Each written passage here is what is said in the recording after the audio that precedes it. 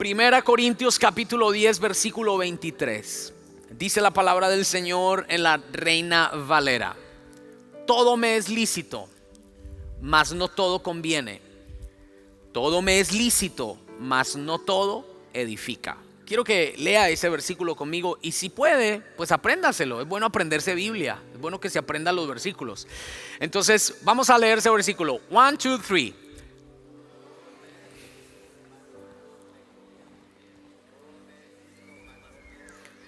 Todos, una vez más. Todo me es lícito, mas no todo me conviene. Todo me es lícito, mas no todo edifica.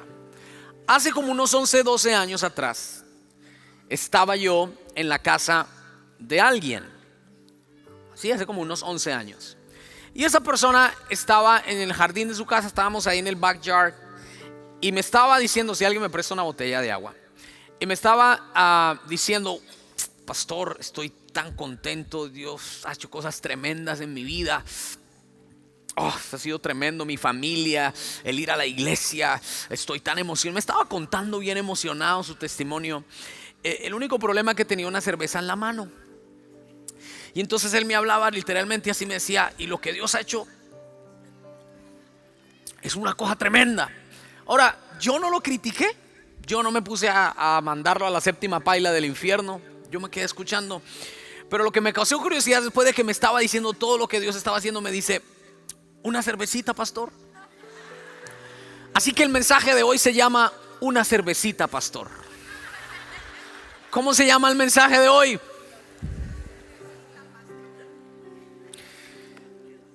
Ese título solamente lo pone para llamar la atención. Pero, ¿qué quiero decir con una cervecita, pastor? Que para él era algo pequeño. Para esa persona estaba contándome las tremendas cosas que Dios había hecho en su vida. Pero tenía un problema todavía. Tenía un hábito que no había podido vencer. En su vida tenía una atadura, tenía, puede ser una adicción que no había podido superar.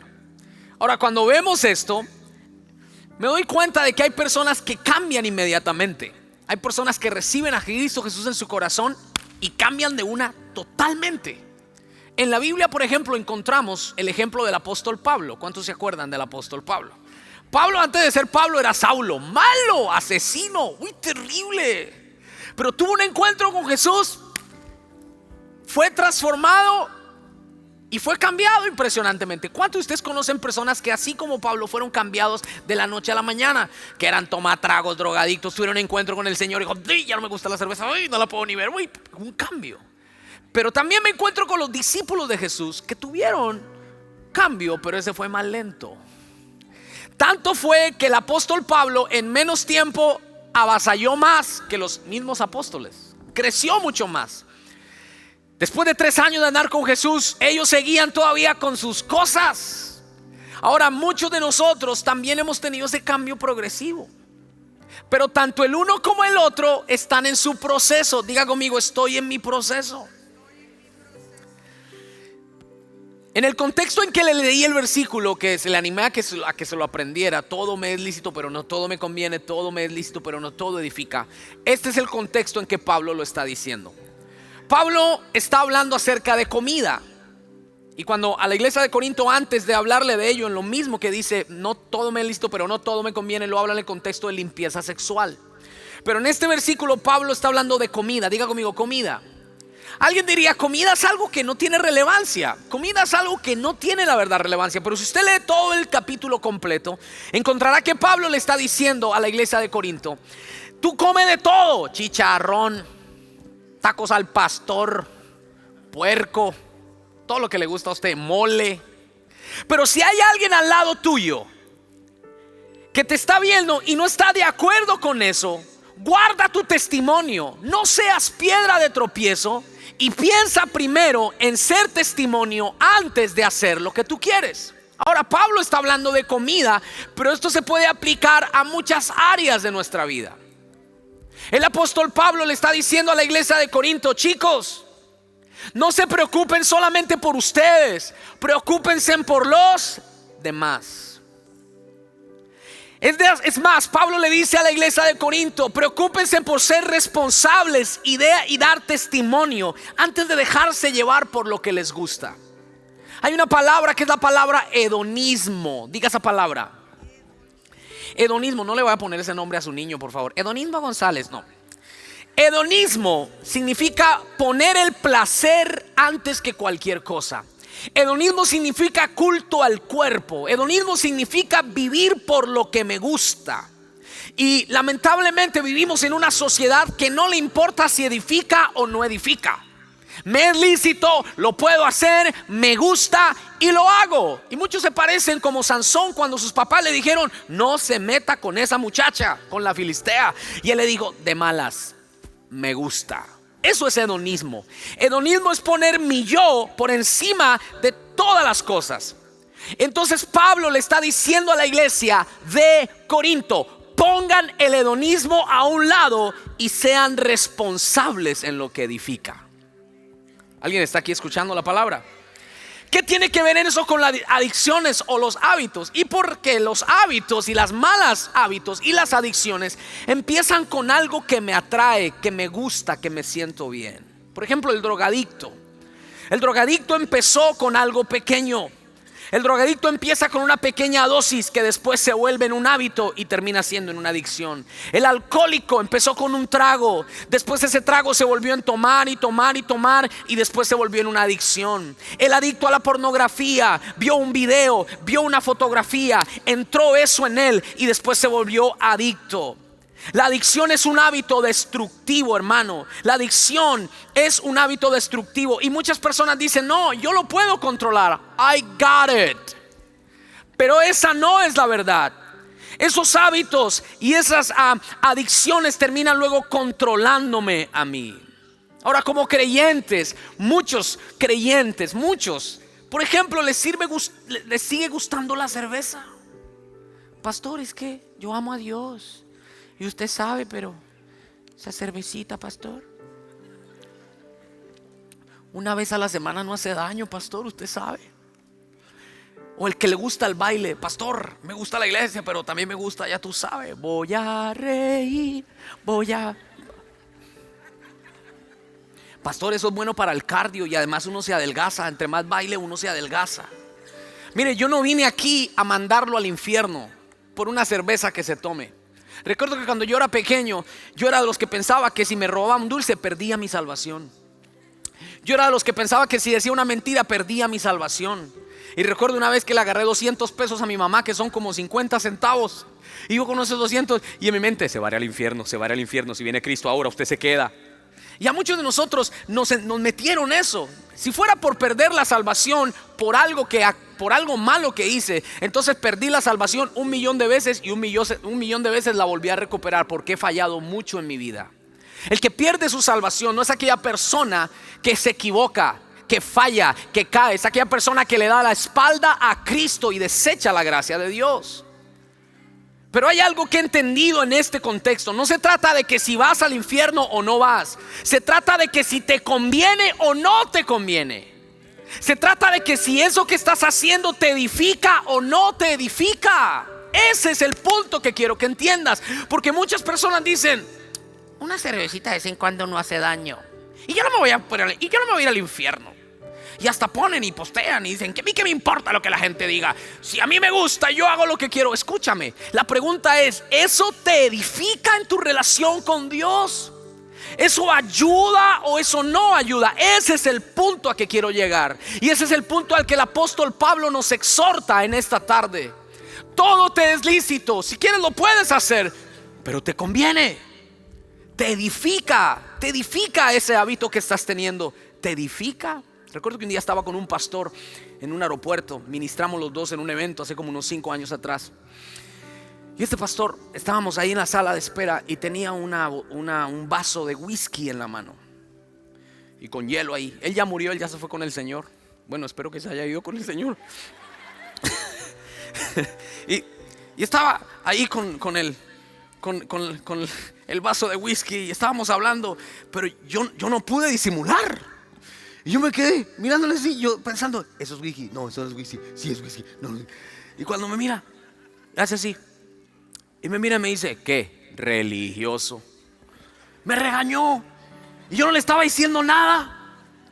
Y yo me sentí mal porque no sabía cómo comportarme. Él era un hombre que tenía mucha más experiencia que yo en el ministerio. Pero en ese momento escuché la voz de Dios. Me dijo, este siervo perdió el temor de Dios. Y este siervo perdió la conciencia de que él es testimonio a los demás. Se parece a mucho cristiano que se deja llevar por el hedonismo. A mí no me importa lo que me digan. Me vale, a mí me gusta y qué, y yo hago con mi vida lo que se me da la regalada voluntad. Y viven con esa mentalidad. El punto aquí, hermanos, es que si los hábitos que estamos teniendo nos edifican o no. Ahora, David, ¿cómo identifico si un hábito es destructivo? Aquí está la clave. Si ese hábito te aparta de Dios, es destructivo. Llámale como quieras, porque hay cosas disfrazadas. No estamos, yo no soy narcotraficante, yo no soy el hijo del Chapo, yo no me ando por allá matando a la gente. Pero escuche, cuando yo tenía unos 14, 15 años, a mí me gustaba mucho la música de Luis Miguel. Me ministraba. Y la música de Luis Miguel yo la escuchaba, y por eso me acuerdo todavía. No es que la escucho hoy, pero me acuerdo. Tú la misma de ayer. Levante su mano, vamos a adorar.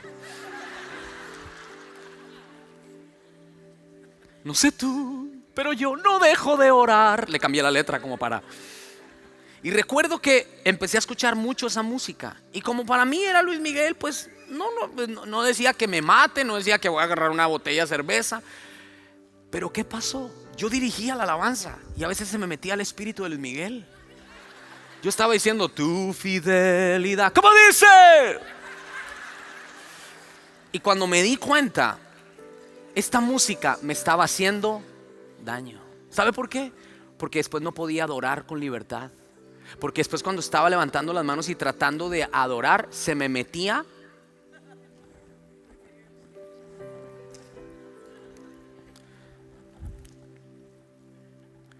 Éxodo capítulo 20, versículo 3.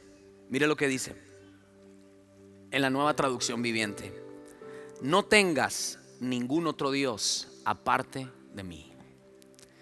Si hay un hábito que está tomando el lugar de Dios, ese es un hábito destructivo. Dios no comparte su lugar y su gloria con nadie. Y míreme bien lo que le voy a decir. Cuando Dios ve que usted pone una vaca sagrada, no estoy hablando, estoy hablando figuradamente, no piense en nadie más. Cuando Dios ve que usted pone algo o alguien en su lugar, míreme aquí, Dios no comparte su gloria con nadie y Dios hace así. Entonces, ¿qué hábito está tomando el lugar de Dios? Diga: hedonismo.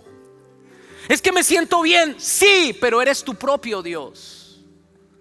Es que me gusta, sí, pero Cristo es el centro de tu vida. ¿Estás honrando a Dios con ese hábito?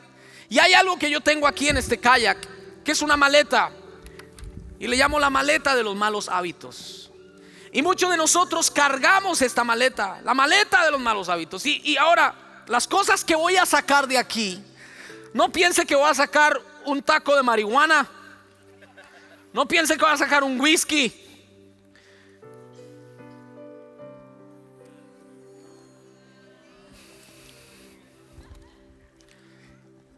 No, David, no, ya usted se está volviendo religiosiski. Escúcheme. Esto está bueno. A mí me recontra mega encanta y usted lo sabe. Pero si esto toma el lugar de Dios, esto es un Dios que necesito quitar del trono. ¿Cómo sé? Hoy es domingo, juega el América. Sí, pero juega a las 8. Pero me quedo en la casa. Hoy es domingo, juegan los Tigres y lo siento, pastor, juegan a la hora del servicio y Jesús es, yo lo amo y todo, pero los Tigres son los Tigres. Este hábito se está volviendo destructivo. Y déjame decirte, los Tigres no murieron por mí en la cruz, fue Jesucristo. Y si el fútbol está tomando el lugar de Dios, es un hábito. ¿Quiere que me vaya más profundo? Aquí tengo un control de Xbox. Porque hay personas que se volvieron adictos a los juegos. Fortnite, God of War, Red Redemption 2, Resident Evil, Devil May Cry, Kingdom Hearts, Pokémon, Game of Thrones. Pongan ahí todas esas imágenes de todos esos. Ahí está, mírelo. Ese soy yo, se inspiraron en mí. Y ahí está el muchacho arriba. Mi hijo Jonathan le está gustando mucho Fortnite. Y a veces yo estaba en la casa y escuché ¡no! Yo dije, sangre de Cristo, ¿qué fue lo que pasó? Pues a ver, ¡no! Yo salí, subí. Y cuando me di cuenta, ¿qué pasó? ¿Qué pasó? Yo dije, o sea, en mi mente pasaron mil imágenes. Y cuando me dice, me mataron. ¿Cómo que me mataron si yo lo veo vivo? El problema es este. Tienes un niño adicto arriba, pero ese niño está adicto a ese Xbox porque tiene un padre adicto al Netflix abajo. Y como el padre es adicto al Netflix, ¿cómo le va a poner cuidado al niño que está adicto con Games of Thrones? Pero hay otros. ¿Quiere que siga? No, ¿sigo o paro?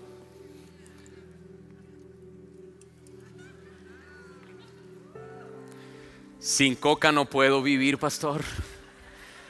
Yo necesito una coca a las 6, a las 7, a las 8, a las 9, a las 10, a las 11, a las 12, a la 1, a las 2, a las 3, a las 4, a las 5, a las 6. O Sprite. Y te estás dañando. Otros adictos al café. Es que sin café es imposible agradar a Dios. Hebreos capítulo 11, versículo 6. Está bien en la mañana, en la tarde. Este es el punto. Yo no quiero meterme en su dieta. No quiero. Algunos son adictos a comer y es verdad. Y usted no es una casa de Dios, sino una catedral del Espíritu Santo. Pero no me vine a meter en ese tema. Este es el punto. Si ese hábito que tiene no está ayudándole en su vida espiritual, sencillamente tiene que reemplazar eso y tiene que cambiar los hábitos que hoy está llevando. ¿Alguien puede decir amén a eso? Ahora hoy le voy a dar 4 pasos de cómo vencer los hábitos y las adicciones según la palabra de Dios. El primero de ellos es identifíquelo, no le huya. No le huya a ese hábito. La mayoría de nosotros le huimos. Lo tenemos ahí. Es que no es malo, pastor. No tiene cara de demonio, pero ahí está. Y algunos literalmente están consintiendo. Ese espíritu ahí lo tienen porque se volvió de adicción y usted lo consiente. Usted tiene que identificarlo, tiene que confrontarlo, tiene que hablarle frente y decir: me estás destruyendo a mí y me estás dañando mi casa y mi hogar. No más, te saco de mi territorio. No tendrás dioses fuera de mí. Pero esto es importante. Número 2. Romanos capítulo 8 versículo 3. Esto es buenísimo lo que le voy a compartir porque el Señor me lo ministró durante toda esta semana. Romanos 8:3. Si podemos mirar en las pantallas también. En efecto, la ley, diga la ley. ¿Qué es lo que dice después de lo que dice la ley? No pudo, diga no pudo. Levante la mano derecha y diga ley. Levante la mano izquierda y diga gracia. Ok. La ley no pudo liberarnos. ¿Por qué? Porque la naturaleza pecaminosa fue mayor, fue más fuerte y anuló su poder. En el antiguo pacto, míreme a los ojos, Dios estableció la ley para que el hombre no pecara. Era como un límite. Pero la ley no pudo contra el pecado del hombre, porque el pecado del hombre fue tan fuerte que invalidó la ley. Entonces, ¿qué dijo Dios? Él envió a su Hijo Jesucristo a morir en la cruz. Pero antes de morir, míreme bien, Él siendo hombre cumplió toda esa ley. ¿Está entendiéndome? Cuando Jesús vivió en esta tierra, Él fue hombre y en su carne Él cumplió la ley. Él tenía que cumplir la ley para introducir la gracia. Porque si Él no cumplía la ley, no tenía autoridad sobre la ley. Para que Él tuviera autoridad sobre la ley, requería que Él la cumpliera toda, porque nosotros no podíamos. Entonces, ¿qué pasa? Dice la palabra: por eso Dios envió a su propio Hijo en condición semejante a la nuestra. Diga conmigo: como yo, para que ofreciera sacrificio por el pecado, y así condenó al pecado en naturaleza humana. Le voy a decir cómo usted no puede vencer sus hábitos, sus adicciones y la tentación. Usted no puede bajo el concepto de la ley. Porque míreme, aunque esa ley fue en el antiguo pacto, muchas personas, aunque ya no están en la época de Moisés, siguen viviendo con la mentalidad de ley. Cuando Pablo le habla a los Gálatas, le dice: oh Gálatas insensatos, empezaron en el espíritu y volvieron a la carne. Porque era una iglesia que empezó a contaminarse y a judaizarse, a pedirle otra vez a la gente que se circuncide y que hagan esto y que hagan lo otro. Porque la ley era solo normas y obras de hombres, mas la gracia es lo que nos da el poder para vencer. Muchas personas, aunque no están en el tiempo de la ley, siguen con esta mentalidad de la ley, que se manifiesta en dos cosas. Número uno, en el legalismo. Tú no puedes vencer tus hábitos con una mentalidad legalista. Y aunque hoy en día hay muchas personas, vuelvo y repito, que no estamos ya en ese tiempo, pero esa conciencia sigue en la vida de muchos. No puedes, no puedes, no puedes, no puedes, no puedes. Yo recuerdo que cuando yo estaba en la escuela, los compañeros me decían: hey, es que en la iglesia te prohíben bailar. ¿A cuántos les han dicho eso? Es que en la iglesia te prohíben tomar. No, a mí no me prohíben. Hay lugares donde sí prohíben, dicen: no puedes, no puedes. Entonces el legalismo genera un temor en la vida de la persona. Y mi relación con Dios no está basada en que yo lo amo a Él, está basada en que tengo miedo de Él. ¿Alguien está escuchando esto? Entonces el que se cohíbe y el que piensa que sus hábitos y pecados los vence con el legalismo, no tiene poder. Escuche esto: el temor es el motor del legalismo, pero el amor por Dios es el motor de una correcta santidad. Quiero que le tome foto a eso, porque eso a usted le va a ayudar. Usted no está aquí porque le toca, usted está aquí porque ama a Dios. ¿Cuántos aman al Señor? También el concepto de la ley no es solo el legalismo, son también las obras. Las obras. Efesios capítulo 2 versículo 8. Efesios 2:8, y lo leo en la Nueva Versión Internacional. Dice así: porque por gracia ustedes han sido salvados. Digan amén a eso. Mediante la fe. Esto no procede de ustedes. Míreme, usted no se puede salvar a usted mismo. Usted no puede vencer el pecado por usted mismo. No, no procede de ustedes. Es un regalo de Dios. Y lea fuerte lo que sigue: no por obras, para que nadie se jacte. Si usted trata de vencer el pecado, los hábitos, con su comportamiento o esfuerzo humano, no va a poder. Aquí tengo una canoa que me traje. Algunos dicen: pastor, ¿de ahí para qué se llevó eso? Para esto. Aquí hay dos sillas, como lo puede ver. Pero resulta que si alguien pretende meterse acá, voy a sentarme aquí, y remar solo, y hace esta operación, aunque esté solo, va a terminar dando vueltas, porque esta es una canoa diseñada para... Entonces los que pretenden superar hábitos y adicciones solamente en sus propios esfuerzos, sin Cristo, van a estar dando vueltas en el mismo lugar. La pregunta que tengo para usted es esta, y agárreme esta, no mentiras. ¿Cuánto tiempo usted lleva batallando con lo mismo y dando vueltas en el mismo lugar? Yo no sé dónde saqué esa voz, pero... hace 50 años y otra vez nada que puedo salir de ese hoyo. Estás remando bajo el concepto de la ley. La ley es legalismo, la ley son obras. Pero ¿qué sí puede vencerlo? ¿Qué sí puede ayudar a vencernos? La gracia de Dios. Y mire lo que dice Romanos capítulo 6 versículo 1. Romanos capítulo 6 versículo 1, la Nueva Versión Internacional. El que esté despierto, dígame amén. En lo que refiere o atañe a la ley, acuérdense de la ley, esta intervino para que aumentara ¿qué? Ahí no lo están leyendo. Eso me habla de que no están prestando atención. ¿Están prestando atención? Ok. En que lo atañe a la ley, esta intervino ¿para qué? Aumentar el pecado, la transgresión. Pero allí donde abundó el pecado, a ver, díganlo ustedes, sobreabundó la gracia, a fin de que así como reinó el pecado en la muerte, reine también la gracia que nos trae ¿qué? Justificación y vida eterna por medio de Cristo Jesús. Escúchame, me encanta este texto, míreme bien, porque Pablo nos está diciendo aquí que donde abunda el pecado, la gracia siempre es mayor.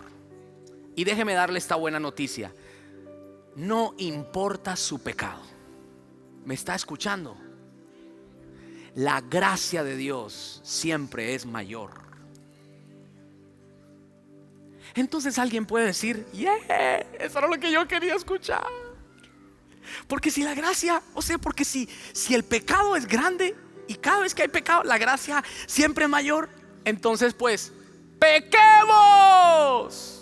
No, mire lo que dice Pablo, siguiendo la línea de lo que estamos hablando ahora en el capítulo 6 versículo 1. Él solamente menciona esto por aclarar, por si hay alguno que dice: oh, la gracia es el permiso para pecar. No, ¿qué concluiremos? Dice Pablo: ¿vamos a seguir pecando para que la gracia abunde? No, de ninguna manera. Lea fuerte lo que sigue. Nosotros que hemos muerto al pecado, ¿cómo podemos seguir viviendo en él? La gracia no es libertinaje, señores. La gracia es el poder que Dios nos da para vencer el pecado. Segunda Corintios capítulo 12.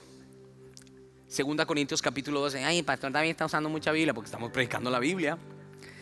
Pero él me dijo, dijo Pablo, él me dijo: te basta con mi gracia. Dígalo: pues mi poder se perfecciona en tu debilidad. ¿Quiere vencer adicciones? ¿Quiere vencer hábitos destructivos? No dependa de usted, dependa de la gracia que viene de Dios. Y si alguien lo cree, que le dé un aplauso al Señor. Segunda cosa, primero, dependa de la gracia de Dios. Segunda, Gálatas capítulo 2 versículo 19. Gálatas 2:19 dice así: yo por mi parte, ¿quién está hablando aquí? Pablo. Mediante la ley he muerto a la ley, a fin de vivir ¿para quién? Para Dios.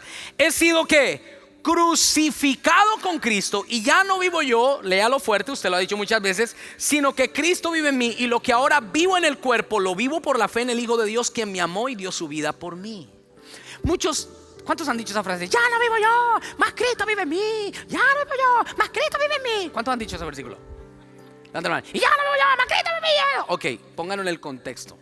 Pablo, antes de decir ya no vivo yo, más Cristo vive en mí, dice: estoy crucificado. Usted no puede decir ya no vivo yo, más Cristo vive en mí, y después maldecir, vivir en mentira, vivir en engaño. No, crucificado, es decir, he muerto a mí mismo para que Cristo viva en mí. Escuche esto, míreme bien. La iglesia posmoderna ha caído en el error de darle consejos a la gente para que sea libre de su pecado. 36 pasos para salir de la adicción, 48,000 pasos para ser libre, 72 pasos para perdonar al marido, 82,000 pasos para ser exitoso. ¿Y sabe qué se nos ha olvidado? Llevar a la gente a Cristo.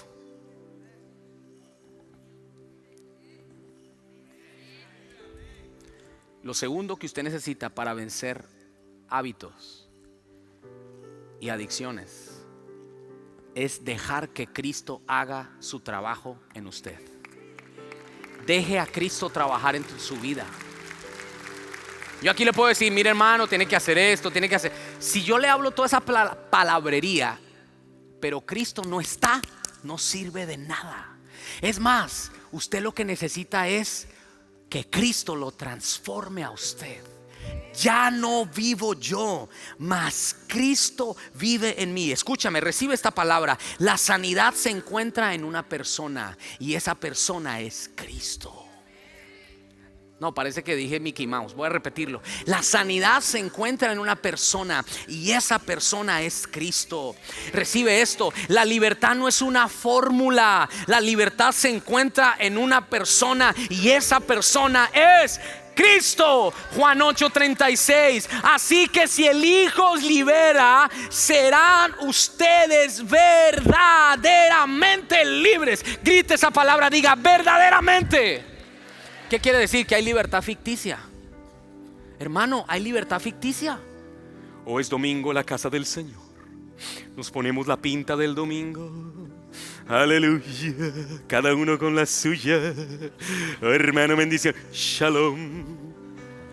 ¿Y en la semana qué? Pues cuando está solito, ahí agarra ahí su maletica y su Netflixita, anda viendo así la muchacha.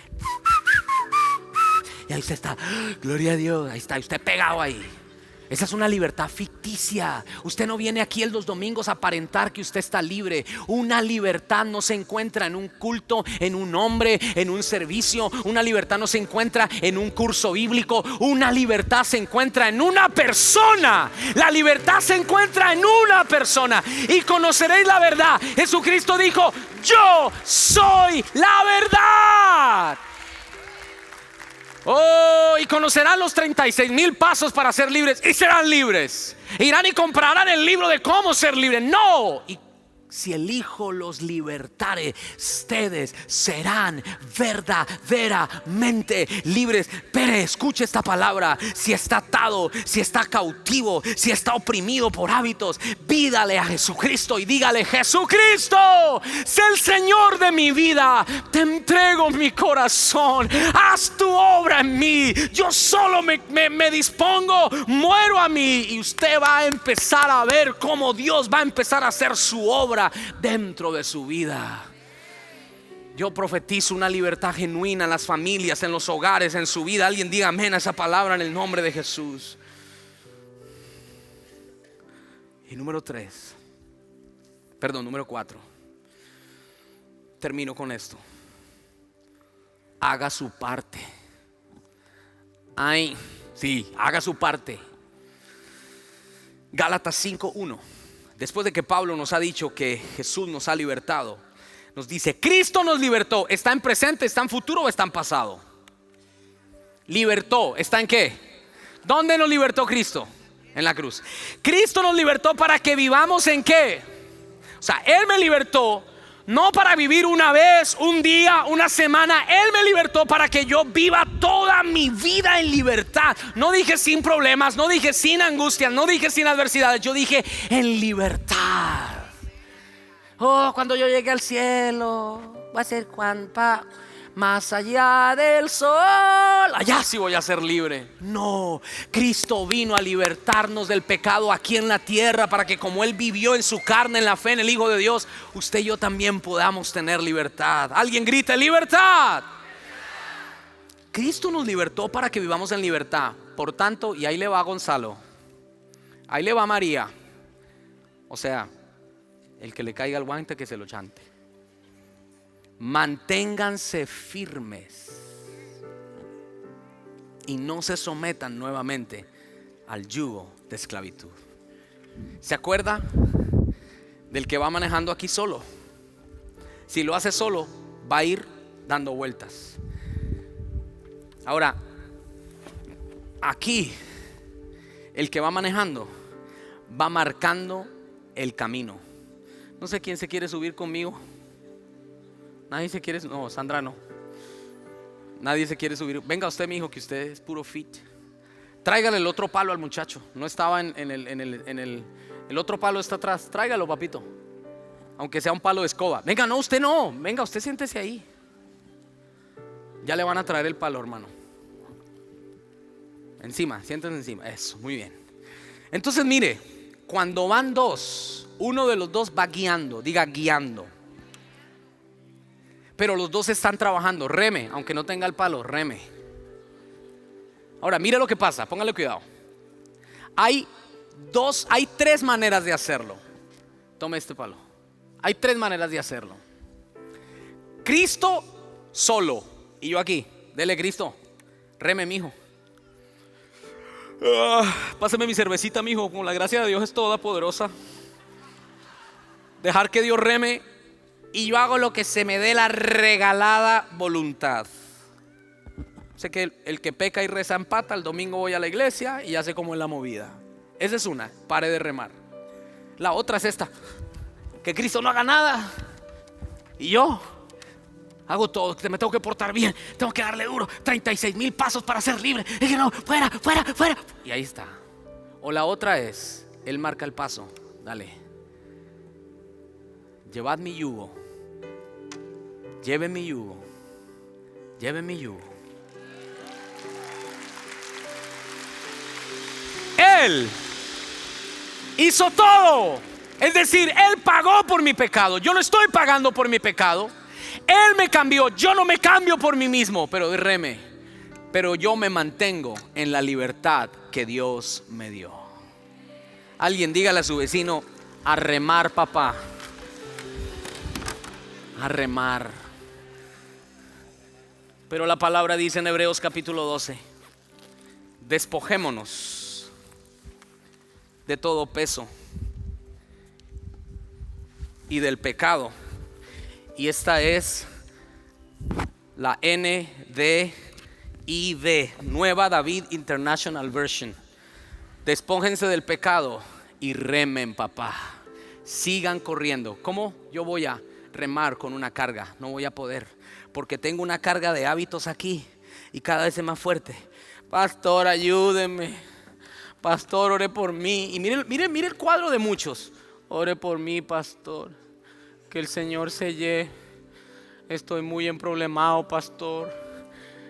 Tengo muchos problemas, pastor.